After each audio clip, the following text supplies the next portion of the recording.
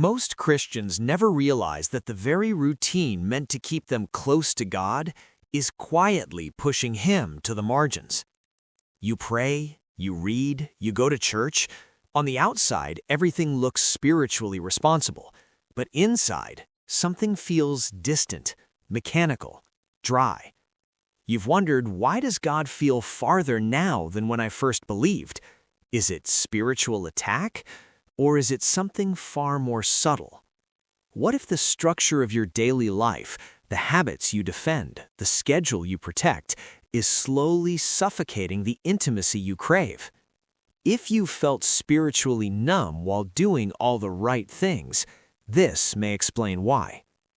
You wake up and reach for your phone before you reach for His presence. You rush through prayer like a checkbox. You skim scripture, but your mind is already planning the day. You tell yourself you'll spend deeper time with God later, but later never comes. You feel spiritually responsible, yet emotionally disconnected. You sit in church and wonder why the message moves everyone else, but leaves you untouched. And the worst part? You feel guilty for even admitting it. You've asked yourself, what's wrong with me? Why don't I hear God clearly anymore? You've wondered if He's disappointed, if you've done something wrong. But maybe it's not rebellion. Maybe it's rhythm. Your routine has trained your heart to move fast, but God often moves slowly.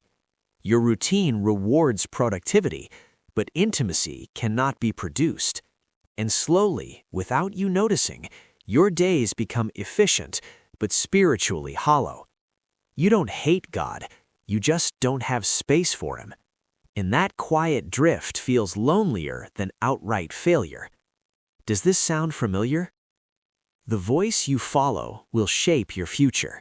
If your routine conditions you to prioritize urgency over presence, noise over stillness, achievement over surrender, then over time, your heart adapts to that voice. And one wrong turn, not morally dramatic, but spiritually subtle, can cost your calling. Scripture says in Psalm 46:10, "Be still and know that I am God." Not be busy, not be efficient, be still. But stillness doesn't fit easily into a modern routine. This is why so many believers stay stuck. They don't fall away from faith, they just plateau.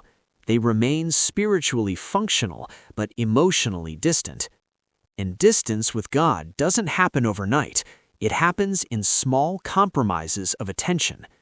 In Luke 10, when Jesus visited Mary and Martha, Martha wasn't sinning, she was serving. But Jesus gently told her she was worried and troubled about many things, while Mary chose what was better, sitting at His feet. Service isn't the enemy. Activity isn't the enemy. But when your daily structure consistently pulls you away from presence, your spirit begins to starve. And here's what most people don't realize.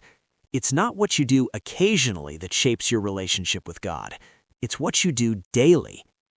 So, how do you know if your routine is helping your relationship with God or quietly hurting it? The first sign is this: your time with God feels rushed, even when you technically have time. You might dedicate 15 minutes every morning, but you're watching the clock, you're thinking about emails, you're already halfway into tomorrow. God is not honored by leftover attention. James 4:8 says, "Draw near to God, and He will draw near to you." Notice the direction. Nearness requires intention, not speed. If your routine trains you to multitask through sacred moments, your heart never fully lands in His presence. The second sign is more subtle. You consume more spiritual content than you cultivate spiritual communion. Podcasts, sermons, Christian videos, worship playlists. None of these are wrong, but information is not intimacy. You can know about God all day and never sit quietly long enough to hear Him speak. Have you experienced this? That strange emptiness after hours of Christian content. That's because your spirit wasn't designed for constant input. It was designed for encounter. Jesus often withdrew to lonely places to pray. Luke 5:16. If the Son of God needed intentional withdrawal, what makes us think endless stimulation strengthens us? The third sign, the one most people miss, is that your routine leaves no margin for interruption. God often speaks in moments you didn't schedule: a delayed meeting, a quiet drive, an unexpected pause. But if your life is so structured that every second is pre-assigned, you may be unconsciously resisting divine interruption. And here's where it gets deeper. Sometimes we overfill our schedules because silence feels uncomfortable. In silence, fears surface, questions rise, loneliness becomes audible. But that same silence is where God whispers. Elijah didn't encounter God in the wind, the earthquake, or the fire, but in a gentle whisper. 1 Kings 19.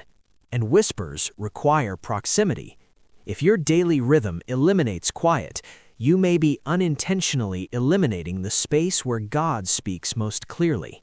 This isn't about legalism, it's about alignment. Your routine is forming you, either toward deeper awareness of God or toward constant distraction from Him. And here's the hope. If routine can distance you, it can also restore you. Imagine waking up without immediately surrendering your mind to noise. Imagine beginning your day not with urgency, but with awareness. When you restructure your routine around presence instead of pressure, everything changes. You start noticing subtle nudges. You feel conviction sooner. You sense peace more quickly. Decisions become clearer, not because life is simpler, but because your spirit is anchored. When you learn to protect sacred space in your day, your anxiety decreases, your identity stabilizes, your loneliness softens. You stop asking, "Why doesn't God speak?" and start realizing He never stopped. You were just too hurried to hear Him. This is when Scripture becomes alive again. Not because you read more chapters, but because you read with attention. This is when prayer shifts from monologue to dialogue. This is when you experience what Philippians 4 calls the peace of God, which surpasses understanding. And here's the beautiful part. You don't need to overhaul your entire life. You need small, intentional shifts. 10 unhurried minutes, one walk without your phone, a pause before responding. Consistency over intensity. Your routine becomes a sanctuary instead of a treadmill. And slowly, intimacy returns. So I want you to ask yourself something honestly. Does your current daily rhythm create space for God or squeeze Him into leftovers? Look at your mornings. Look at your evenings. Look at the in-between moments. Where is there margin for stillness? Where is there space for listening? You don't need more guilt. You need awareness. God is not standing at a distance with disappointment. He is near, waiting for your attention. The question you need to answer is this. If your routine is shaping your heart every day, what is it shaping you into? And what small shift could you make starting tomorrow that says, "God, you are not an appointment in my life. You are the center of it." Because when your days revolve around Him, your heart finally rests. And that changes everything.